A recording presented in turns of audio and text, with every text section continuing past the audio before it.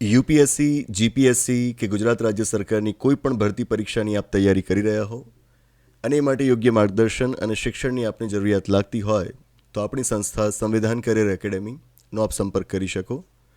Contact number છે 8469743567. ગાંધીનગર તેમજ અમદાવાદ બંને જગ્યાએ આપણા કેન્દ્રો આવેલા છે. નમસ્તે, welcome to the online platform of સંવિધાન કરિયર એકેડેમી, વિકલ્પ કોટવાલ મોબાઈલ એપ્લિકેશન એન્ડ સંવિધાન પબ્લિકેશન્સ. આજે મારે અલગ અલગ સ્પર્ધાત્મક પરીક્ષાઓની તૈયારી કરનારા વિદ્યાર્થીઓને એક શિખામણ આપવી છે, એક સલાહ આપવી છે. શિક્ષક જીવ એવો હોય કે એને વિદ્યાર્થીનું ક્યાંક નુકસાન થતું હોય, ક્યાંક એનું અહિત થતું હોય તો એ જોવું એને ન ગમે, એને દુઃખ થાય. એ પોતાની જવાબદારી સમજતો હોય કે વિદ્યાર્થી ક્યાંક ખોટા રસ્તે જઈ રહ્યો છે, એ પોતાનો માર્ગ ભૂલી રહ્યો છે તો એને રોકે, એને અટકાવે અને એને સાચું માર્ગદર્શન આપે, એને શિખામણ આપે. એટલે જ આ વિડીયો સેશન અત્યારે હું કરી રહ્યો છું. 2014ના વર્ષમાં સંવિધાન કરિયર એકેડેમીની જ્યારે મેં શરૂઆત કરી એના પછીથી મેં અન્ય સંસ્થાઓમાં જઈને ભણાવવાનું લગભગ બંધ કર્યું. બાય એન્ડ લાર્જ મેં એને ઓછું કરી નાખ્યું. આપણી સંસ્થા શરૂ કરતા પહેલા સુધી ગુજરાતની મોટાભાગની ખાનગી સંસ્થાઓમાં હું જતો વિઝિટિંગ ફેકલ્ટી મેમ્બર તરીકે. આમ મેં લગભગ 3 વર્ષ સુધી કામ કર્યું છે. ગુજરાતની ભાગ્યે જ કોઈ એવી સંસ્થા બાકી હશે કે જ્યાં આગળ મેં કામ ન કર્યું હોય. એ વખતની તમામ નામાંકિત સંસ્થાઓ સાથે હું જોડાયેલો હતો. 10થી પણ વધારે સંસ્થાઓ છે.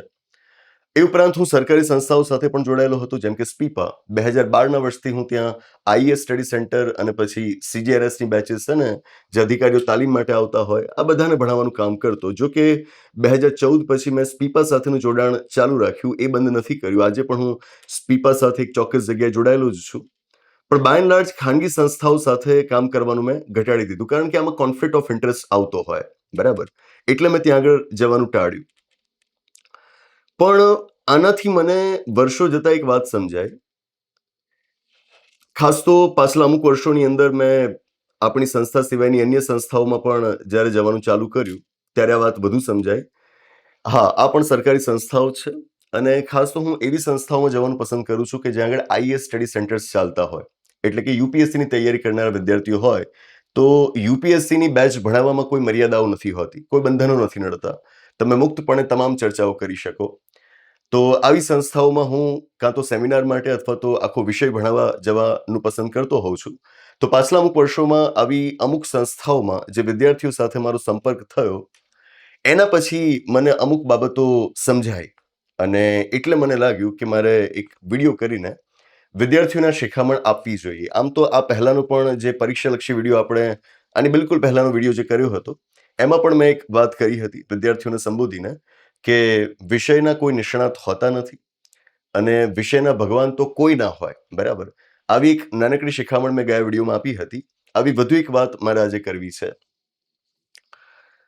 મને સમજાયું છે કે જ્યારે કોઈ વિદ્યાર્થી સીધો અમારી પાસે તૈયારી માટે આવે છે અને એમાં પણ ખાસ તો ઓફલાઈન મોડમાં, ઓનલાઈનમાં થોડીક મર્યાદાઓ આવી જાય, ઓફલાઈનમાં લગભગ કોઈ મર્યાદાઓ ન નડે, તો ઓફલાઈન મોડમાં જ્યારે આવે છે તો એ બિલકુલ કોરો હોય છે, કોરી સ્લેટ છે. આપણે હવે એના ઉપર જે લખવું છે લખી શકીએ અને પરીક્ષાની તૈયારી માટેની જે સાચી પદ્ધતિ છે ધીમે ધીમે એ પ્રમાણે આપણે એને તૈયાર કરી શકીએ અને એને બહારના દૂષિત વાતાવરણથી આપણે દૂર રાખી શકીએ. એને એનો ચેપ ન લાગી જાય એ આપણે સુનિશ્ચિત કરી શકીએ. પણ જે વિદ્યાર્થીઓ આપણા આટલા ઘનિષ્ઠ સંપર્કમાં નથી હોતા, એટલે કે આપણે ત્યાં ઓફલાઈન મોડમાં નથી જોડાયેલા હોતા, બને કે એકાદ વિષય ભણવા માટે એ આપણી સાથે જોડાયા હોય કોઈ બીજી સંસ્થામાં, મારી સાથે જોડાયા હોય બીજી સંસ્થામાં, તો એની તૈયારીનું આખું પ્રારૂપ અમે નક્કી નથી કરી શકતા, હું નક્કી નથી કરી શકતો. એક વિષય ભણાવી શકું છું. તો ત્યાં આગળ ઈચ્છા થાય કે એની તૈયારી સર્વગ્રાહી કોમ્પ્રિહેન્સિવ કેવી રીતે બને એની જાણ મારે એને કરવી જોઈએ.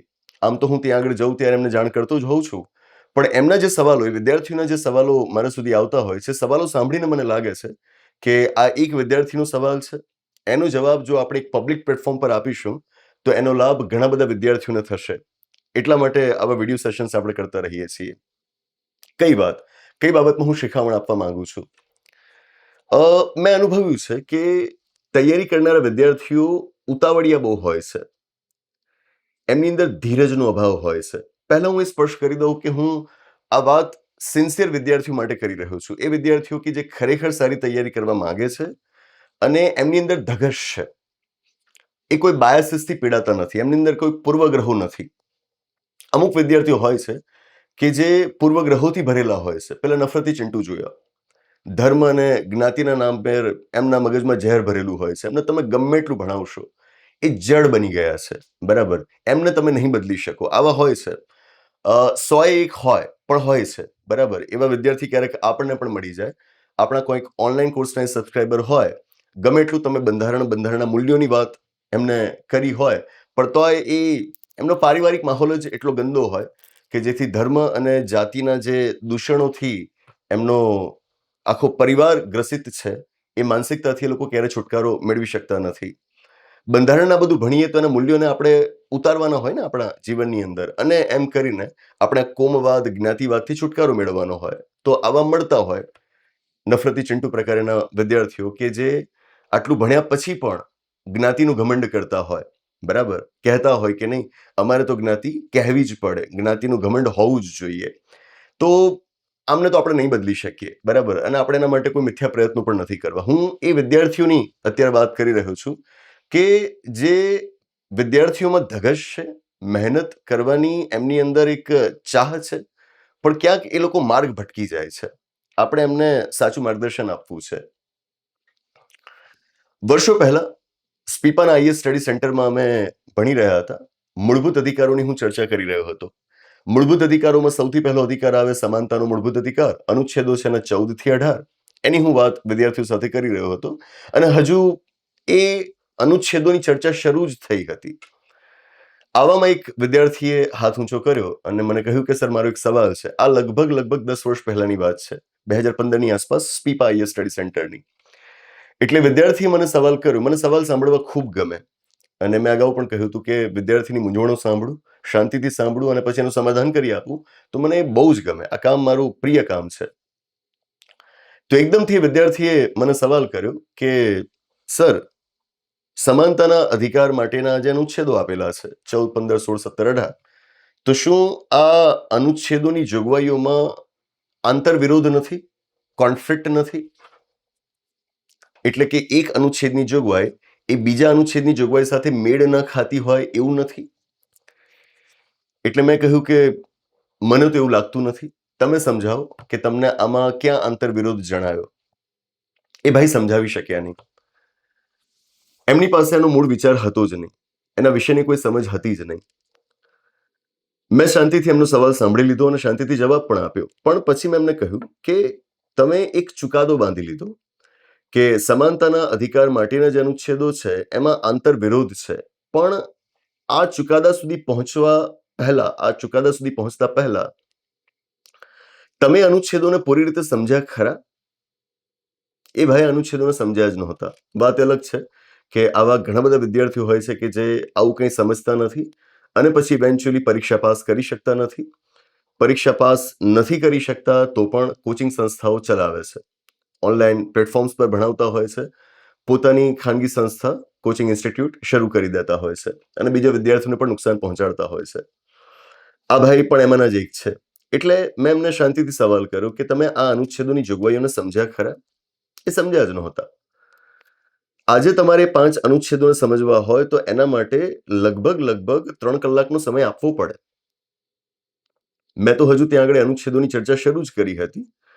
મેં એમને સમજાવ્યું કે આપણે આને 3 કલાક સુધી પહેલા સમજીશું. આ એટલું સરળ નથી. સમાનતાના અધિકારમાં એક અનુચ્છેદ આવે, અનુચ્છેદ 17. શું જાણો છો એના વિશે? એમણે કહ્યું કે અનટચેબિલિટીનું અબોલિશન, અસ્પૃશ્યતાની નાબૂદી. તો મેં કહ્યું કે એ તો શીર્ષક માત્ર છે. અસ્પૃશ્યતાની નાબૂદી કરવા માટેની જોગવાઈમાં શું કરાયેલી છે ભાઈને ખબર નથી. મતલબ કે અનુચ્છેદોને પૂરા સમજ્યા જ નથી, ફક્ત એના ટાઇટલ્સ વાંચ્યા છે અને પોતાની રીતે કંઈક માની લીધું અને ચુકાદા ઉપર પહોંચી ગયા કે અનુચ્છેદોની જોગવાઈઓમાં આંતરવિરોધ છે. શાંતિથી પછી 3 કલાક સુધી એ 5 અનુચ્છેદોની અમે ચર્ચા કરી અને છેવટે પછી એમણે વાત સ્વીકારવી પડી કે એમના મગજમાં જે એમણે ચુકાદો બાંધી લીધો હતો કે અનુચ્છેદો અરસપરસ સંઘર્ષમાં છે, એ વાત ખોટી છે, એમની માન્યતા ખોટી હતી. ચલો, આ તો આપણે કામ કર્યું, મેં પ્રયત્ન કર્યો અને એમની ખોટી માન્યતાને મેં દૂર કરી આપી. પણ વ્યાપક રીતે વિચારો કે માનો કે આવો ચુકાદો કોઈકને બાંધી દીધો છે, પણ એની એ ગેરમાન્યતાને દૂર કરવા માટે એને કોઈ શિક્ષક નથી મળતો, તો એને કોઈ માર્ગદર્શક નથી મળતો, તો એનું કેટલું મોટું નુકસાન થાય. તો શું આના માટે એ સારું ન કહેવાય કે એ આવા કોઈ ચુકાદા ઉપર પહોંચે જ નહીં, પહેલા ખાલી સમજે, વિગતોને ફક્ત સમજે. હમણાં જ બંધારણની વધુ એક જગ્યાએ હું ચર્ચા કરી રહ્યો હતો, એમાં રાજ્ય વિશેનો ખ્યાલ મેં વિદ્યાર્થીઓને સમજાવ્યો કે રાજ્ય એટલે શું, what is state. Gujarat, Maharashtra એવું નહીં, રાજ્યનો પોલિટિકલ સાયન્સની દ્રષ્ટિએ એક બીજો ખ્યાલ છે. તો મેં એની વાત સમજાવી અને એમાં સમજાવ્યું કે તમારી પાસે એક ચોક્કસ પોલિટિકલ કોમ્યુનિટી, રાજનૈતિક સમુદાય હોય, નાગરિકોનો સમુદાય હોય, અને એના માટે તમે એક રાજ્યની વ્યવસ્થા તૈયાર કરો કે જેમાં એક સરકાર હેઠળ આ રાજનૈતિક સમુદાય સંગઠિત થયેલો હોય. મતલબ કે રાજ્ય હોવા માટે જરૂરી બની જાય કે કોઈક નાગરિક ગણ હોય કે જેના માટે આ વ્યવસ્થા તૈયાર કરવામાં આવી છે. આ એની એક વ્યાખ્યા છે. ઠીક છે, ભારતના બંધારણના અનુચ્છેદ 12માં રાજ્યમાં કઈ કઈ સંસ્થાઓનો સમાવેશ થાય એ વાત કરવામાં આવી છે. મૂળભૂત અધિકારોનો એક અનુચ્છેદ છે. હજુ અમે રાજ્ય એટલે શું એ સમજ્યા છીએ, અને એકદમથી એક વિદ્યાર્થી કહે છે કે સર, રાજ્યની અંદર જો આપણે આ રીતે નાગરિકોનો પણ સમાવેશ કરતા હોઈએ તો ભારતના બંધારણના મૂળભૂત અધિકારો વિશેના ભાગ 3ના અનુચ્છેદ 12માં રાજ્યની વ્યાખ્યામાં નાગરિકોનો સમાવેશ કેમ નથી કરાયો? પહેલા તો હજુ બંધારણમાં ભાગ 3 સુધી પહોંચવા માટે અમારે લગભગ 15-20 કલાકની 25 કલાકની ચર્ચાઓ કરવાની હતી. પછી અમે ભાગ 3 ઉપર પહોંચત. પણ એ વિદ્યાર્થીએ પહેલા જે ઉપર છેલ્લું થોડું ઘણું વાંચ્યું હોય એના પરથી એને આ સવાલ થયો કે રાજ્યની વ્યાખ્યામાં નાગરિકોનો સમાવેશ કેમ ન થાય. અરે ભાઈ, મૂળભૂત અધિકારો તો રાજ્યના મનસ્વી વર્તન સામે નાગરિકોને રક્ષણ આપવાનું કામ કરે છે. નાગરિકોને રાજ્યની સામે રક્ષણ આપવા માટેનું કામ એ મૂળભૂત અધિકારોનું છે. તો એટલા માટે પહેલા એ બતાવવું પડે કે રાજ્ય એટલે કોણ, અને એ 12મા અનુચ્છેદમાં બતાવવામાં આવેલું છે. તો એની વ્યાખ્યામાં નાગરિકો થોડા આવે. નાગરિકોને રાજ્યની સામે તમારે રક્ષણ પૂરું પાડવું છે, પણ એ રાજ્ય એ કોણ એ નાગરિકો એમને ન જાણી શકે. તો એટલા માટે તમે 12મા અનુચ્છેદમાં રાજ્યની વ્યાખ્યા કરી આપી છે, બરાબર. તો આની અંદર તમે નાગરિકોનો સમાવેશ કરી જ કઈ રીતે શકો? આ પાયાની વાત છે. પણ એ વિદ્યાર્થી જાણતા નહોતા. કેમ? ઉતાવળિયા કે હું બધું જ વાંચી લઉં અને મને બધું જ આવડી જાય અને હું બીજા કરતા આગળ નીકળી જાઉં. આ વિદ્યાર્થીને પતન તરફ લઈ જાય છે. જેમ પેલા ભાઈને મૂળભૂત અધિકારોના આ જે 5 અનુચ્છેદો છે, સમાનતાના અધિકારના જે 5 અનુચ્છેદો છે, એમાં જાણ્યા સમજ્યા વગર આંતરવિરોધ જણાયો. જે રીતે આ ભાઈને 12મા અનુચ્છેદની રાજ્યની વ્યાખ્યા સમજાઈ નહોતી અને એના કારણે મૂળભૂત અધિકારો વિશેનો ભાગ ન જાણતા હોવા છતાં પણ એમણે માની લીધું હતું કે એમને મૂળભૂત અધિકારો આવડે છે. આ બધું કેમ થાય છે? વિદ્યાર્થીઓ ઉતાવળિયા થાય છે એટલા માટે છે. એમની અંદર ધીરજનું તત્વ નથી હોતું. ભારતના બંધારણનો ભાગ 20 અનુચ્છેદ 368 બંધારણમાં સુધારા માટેની પ્રક્રિયાની અમે વાત કરી રહ્યા છીએ. સમજી રહ્યા છીએ કે બંધારણમાં સુધારા થાય કેવી રીતે. હું સમજાવી રહ્યો છું કે 368મા અનુચ્છેદની પહેલી પ્રક્રિયા એવી છે કે જેમાં સંસદ એકલા હાથે બંધારણમાં સુધારા કરી શકે છે, અને બીજી પ્રક્રિયા એવી છે કે જેમાં સંસદ એકલા હાથે સુધારા નથી કરી શકતી. એને ઓછામાં ઓછા 50% રાજ્યોની પણ મંજૂરી લેવી પડે છે. આ પ્રક્રિયા પહેલા સમજવાની હોય ને.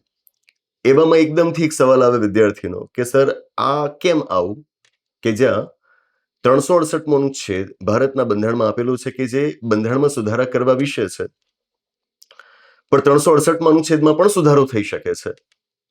તો સર, આ કોન્ફ્લિક્ટ ના કહેવાય? આ ખોટું ના કહેવાય કે જેના દ્વારા બંધારણમાં સુધારો થઈ શકે છે એની અંદર પણ બંધારણ સુધારો થઈ શકે છે? તો શું આ સર કોન્ફ્લિક્ટ ના કહેવાય? મેં કીધું પહેલા તમે 368મો અનુચ્છેદ સમજી તો લો. તમારો પહેલો સવાલ એ હોવો જોઈએ કે 368મા અનુચ્છેદની પ્રક્રિયા આખી શું છે, અને પ્રક્રિયા આવી છે તો એવી કેમ છે? એની પાછળનો રેશનલ શું છે? એની પાછળનો તર્ક શું છે? એ તર્ક તો પહેલા સમજી લો.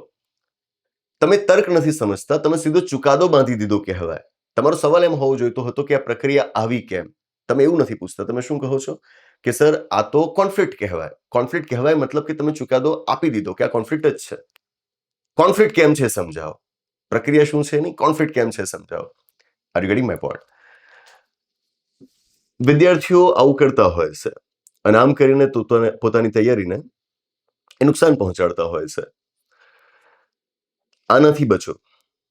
વિષયોને સમજવા એ બહુ મોટું કામ છે અને ઊંડાણપૂર્વક સમજવા એ તો ઘણું જ મોટું કામ છે.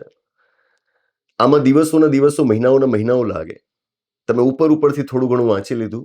ઘણા છોકરાઓ હોય છે જેમને હું આવું બોલતા સાંભળું છું, ખાસ તો ક્લાસ 3 ની તૈયારી કરનારા વિદ્યાર્થીઓ હોય ને, એ આમ તેમ જે બકવાસ કરતા હોય એમાં હું એમને બોલતા સાંભળતો હોઉં છું કે બંધારણ તો આપણે વાંચી નાખ્યું, આપણને આવડે છે. ઇતિહાસ આપણને બધો જ આવડે છે. થોડું ઘણું તમે વાંચ્યું છે એમ વિષય ના આવડી જાય. તમને આ વિષયો અધૂરા આવડે છે, છીછરા આવડે છે, બહુ ઓછા આવડે છે, એટલે જ તમે પેલા વિદૂષકોને બંધારણના ભગવાન કે બંધારણના નિષ્ણાત કે એવા કોઈ પણ વિષયના નિષ્ણાત માની લો છો. આનાથી ચેતો. વિષયનું ઊંડાણ શું છે પહેલા એ જાણો, પછી એને સમજવાની કોશિશ કરો. તમારે કોઈ પણ વસ્તુને સમજવી છે, પહેલા તથ્યો આવવા જોઈશે, ફેક્ટ્સ આવવા જોઈશે કે એ શું છે, વોટ ઇઝ ઇટ, પહેલા એ જાણવાનું હોય. પછી વાય આવે. વોટ પહેલા આવે, પછી વાય આવે, અને પછી એનો એનાલિસિસ આવે. હું હંમેશા કહેતો રહ્યો છું, સૌથી પહેલા તથ્ય, તથ્ય પછી તર્ક, તર્ક પછી પૃથક્કરણ, પૃથક્કરણ પછી અભિપ્રાય. તથ્ય, તર્ક, પૃથક્કરણ પછી અભિપ્રાય. આપણને શું હોય છે, થોડું ઘણું વાંચ્યું અને સીધા અભિપ્રાય ઉપર પહોંચી ગયા, તો એ તો ખોટું પડે ને. અભિપ્રાય છેલ્લે આવે. હું તો કહું કે અભિપ્રાય પણ ના બંધાય શરૂઆતના તબક્કે તો બિલકુલ ચાલશે, ખાલી જાણો કે છે શું. એક વાક્ય છે, મારું ફેવરિટ સેન્ટેન્સ છે. આમ લખેલું હોય છે કે ગૌતમ બુદ્ધે આ વાક્ય કહ્યું હતું, પણ હું એની ખરાઈ નથી કરી શકતો. પણ એ વાક્ય મને બહુ ગમે છે. બુદ્ધનું હોય તો ઠીક છે, બીજા કોઈકનું હોય તો ઠીક છે. એ વાક્ય એમ કહે છે કે true intelligence is when you can observe something without judging it. True intelligence is when you can observe something without evaluating it. એટલે કે સાચી બુદ્ધિ એને કહેવાય કે જ્યારે તમે કોઈક વસ્તુનું અવલોકન કરી શકો છો, એને જોઈ શકો છો, એને નિહાળી શકો છો, એના વિશેનો કોઈ પણ ચુકાદો બાંધ્યા વગર, એનું મૂલ્યાંકન કર્યા વગર. આ બહુ અઘરું કામ છે. આપણે કોઈ પણ વ્યક્તિને કે વસ્તુને કે પુસ્તકને જોઈએ ને, તો આપણે એને ફક્ત જોઈ નથી શકતા, આપણે તરત એના વિશે મત બાંધવા માંડીએ છીએ. We just start evaluating it, we just start judging it. આપણી અંદર ધીરજ નથી હોતી. અને માનવ સ્વભાવનું સહજ લક્ષણ છે. પણ આપણે તો આ પરીક્ષાઓની તૈયારી કરીએ છીએ, તો આપણે તો આ વાત સમજવી પડશે ને કે તમે કોઈ પણ વસ્તુને ફક્ત જુઓ, પહેલા એ શું છે જાણો, એને બરાબર જાણી લો, પછી તમારા તર્કના આધારે પૃથક્કરણ કરો અને પછી એના વિશેનો કોઈ એક મત બાંધો. તમારી પાસે એ વસ્તુની પૂરી સમજ જ નથી અને તમે પૂરી જાણી જ નથી, તો તમે એના વિશેનો અભિપ્રાય કેમ બાંધી લો છો? આ કેટલી ખોટી વાત છે એ આપને સમજાય છે? That thing. પાછલા અમુક સમયમાં જે યંગસ્ટર્સ આવતા હોય એમની અંદર હું આ વાત બહુ જોઉં છું કે એમની અંદર પેશન્સનો અભાવ હોય છે. બસ બધું એકદમ કરી જ નાખવું છે, બરાબર. પ્રક્રિયાને અનુસરવી પડે. You must follow the procedure. એમાં સમય લાગે તે લાગે જ. ઉતાવળીએ કશું જ ના મળી જાય. અને જો કદાચ ને એ મળ્યું એવું તમને લાગતું હોય તો હવે સમજાશે તમને કે ઇટ ઇઝ વેરી શેલો. એ ઉપર છલ્લું છે, છીછરું છે, એમાં કોઈ ઊંડાણ નથી અને તમને પરીક્ષાઓ ક્યારેય પાસ નહીં કરાવી શકે. તૈયારી એક વખત કરવાની હોય, સારી કરવાની હોય, આવી કરવાની હોય કે જેમાં પહેલા તમામ વિષયોના તથ્યોને તમે જાણી લીધા, ફેક્ટ્સ શું છે એ જાણ્યું, બરાબર સમજ્યું, તમારા તર્ક લગાવીને એનું પૃથક્કરણ કર્યું અને પછી તમે અભિપ્રાય ઉપર પહોંચ્યા. આ 4 પગલામાંથી જ્યારે તમે પસાર થયા ને, આ 4 કદમ જ્યારે તમે ઉઠાવ્યા ને, ત્યારે કહેવાય કે તમે વિષયને તૈયાર કર્યું. બાકી બધી જ વાત ઉપર છલ્લી કહેવાય. વિદ્યાર્થીઓ આવી ભૂલ કરતા હોય તો હું બહુ પ્રેમથી એમને સમજાવતો હોઉં છું, શાંતિથી એમને સમજાવતો હોઉં છું. આમાં ઉગ્ર થવાનું કોઈ કારણ નથી, પણ ઇવેન્ચ્યુઅલી મને લાગે છે કે આ વાત વધુ વિદ્યાર્થીઓ સુધી પહોંચવી જોઈએ. આ વિદ્યાર્થીઓ સિન્સિયર છે, પૂરી રીતે સિન્સિયર છે, પૂરી રીતે સિન્સિયર છે. એ ખોટા નથી, એમને માર્ગદર્શન ખોટું મળેલું છે એટલા માટે આવા છે. જો એમને સાચું માર્ગદર્શન પહેલા મળ્યું હોત તો આવા ન હોત. અને મને પૂરો વિશ્વાસ છે કે આ માર્ગદર્શન મેળવીને હવે એમની જ્યાં ભૂલો છે એમને સમજાશે અને એને સુધારી લેશે. એ સુધારી લેશે એનો મને પૂરો વિશ્વાસ છે. આ વિદ્યાર્થીઓ ખૂબ સારા હોય છે, મહેનતુ હોય છે, એટલે જ તો એમના માટે વધુ વાત કરવાની ઈચ્છા થાય કે આટલા સારા વિદ્યાર્થીઓ એ ખોટી પદ્ધતિઓના કારણે ક્યાંક રોકાઈ ના જાય, ક્યાંક અટવાઈ ના જાય, બરાબર? ભવિષ્યમાં કદાચ ખૂબ સારા બ્યુરોક્રેટ વ્યવસ્થાને મળી શકત, પણ અત્યારે એ ખોટા રસ્તે ચાલ્યા ગયા, એના કારણે બ્યુરોક્રસીનું ભવિષ્યનું નુકસાન ન થાય, એ વિચાર સાથે અત્યારે હું એમને સંબોધી રહ્યો છું, બરાબર? આપ પણ એક વિદ્યાર્થી હો અને આપ પણ આવી ભૂલો કરતા હો, તો આનાથી સમજો, ઉતાવળે કશું નથી મળતું. વિષયોને થોડા ઘણા તમે જાણ્યા છે, એના વિશેનું કોઈ એકાદું પુસ્તક તમે વાંચ્યું છે, બને કે કોઈક ટીચર પાસે તમે એને ભણ્યા છો, આનાથી તમે વિષયના બહુ મોટા જાણકાર નથી બની ગયા. વિષયને જાણવા માટે બહુ મહેનત જોઈએ. પરીક્ષાલક્ષી તમે જે તૈયારી કરો છો એ એક વાત છે, વિષયને જાણવાની. ખરા અર્થમાં વિષયને જાણવો, એકેડેમિક્સના લેવલ ઉપર જઈને એને જાણવો, એ બીજી વાત થાય, બરાબર? એક્સપર્ટ્સ ત્યાં હોય, બરાબર? વિષયનો તજજ્ઞ ત્યાં હોય, એકેડેમિક્સમાં હોય, બરાબર છે?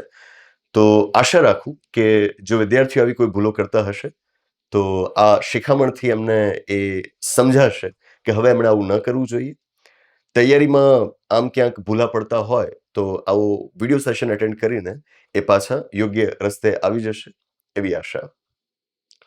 બસ આ જ રીતે સમયે સમયે આપણે વિડીયો સેશન્સ કરીને વિદ્યાર્થીઓની આવી જે ખોટી પદ્ધતિઓ છે એ બાબતે એમને આપણે ચેતવતા રહીશું, એમની ભૂલો બતાવતા રહીશું. આવું બધું સાંભળવું ઘણી વખત આપણને કડવું પણ લાગે, બરાબર? આપણી ભૂલો કોઈક બતાવતું હોય તો આપણને કદાચ ન પણ ગમે, પણ ભલે કદાચ હું કડવો લાગુ, ખોટો લાગુ, ખરાબ લાગુ, પણ એમ કરીને પણ જો વિદ્યાર્થીનું વ્યાપક રીતે હિત જ સચવાતું હશે તો એ વાતો આપણે બોલતા રહીશું, બરાબર? વિદૂષકોએ બજારમાં એટલા બધા ખેલ કર્યા છે, બરાબર, કે જેનાથી વિદ્યાર્થીઓમાં આવું બધું થાય એ સ્વાભાવિક છે. વિદ્યાર્થીઓ ખોટા રસ્તે ચાલ્યા જાય એ બને જ, કારણ કે માર્કેટ એ રીતે એક્સપેન્ડ થઈ રહ્યું છે, માર્કેટિંગ એટલું બધું થઈ રહ્યું છે કે વિદ્યાર્થીઓ ખોટી વસ્તુઓના ઝાંસામાં ઝડપથી આવી જાય, એ જ શક્યતા વધુ છે.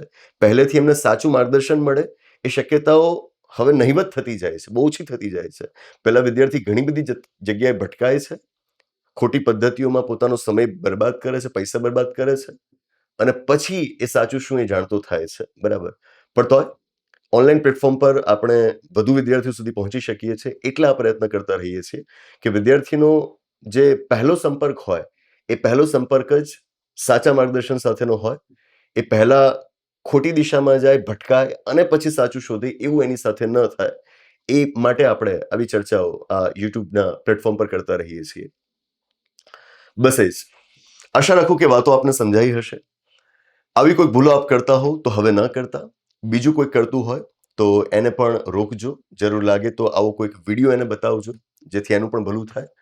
અને આ સિવાય પણ પરીક્ષાની તૈયારીને લગતી આપની કોઈક મૂંઝવણો હોય, આપની કોઈક તકલીફો હોય, તો બેધડક તમે એ અમારા સુધી પહોંચાડી શકો, કોમેન્ટ કરીને અમને જણાવી શકો, વોટ્સએપ પર મેસેજ કરીને અમને મોકલી શકો. સમયે સમયે હું આવા વિડીયોઝ કરતો રહીશ, ઘણા બધા કરીશ, બસ વાતો કરતો રહીશ. પણ એ નક્કી છે કે જ્યાં સુધી આ ક્ષેત્રમાં હું કામ કરતો હોઈશ ત્યાં સુધી વિદ્યાર્થીઓને ખોટા રસ્તે એ ન ચાલ્યા જાય, એ બાબતે એમને હું ચેતવતો રહીશ, બરાબર છે? બસ એ જ. તો આની સાથે આ વાત અહીં આગળ પૂર્ણ જાહેર કરીએ. આવનારા સેશનમાં પાછી કોઈક નવી પરીક્ષાલક્ષી વાત સાથે પાછા મળવાનું થશે, કે પછી કોઈક નવી ગોષ્ઠી સાથે પાછા મળવાનું થશે.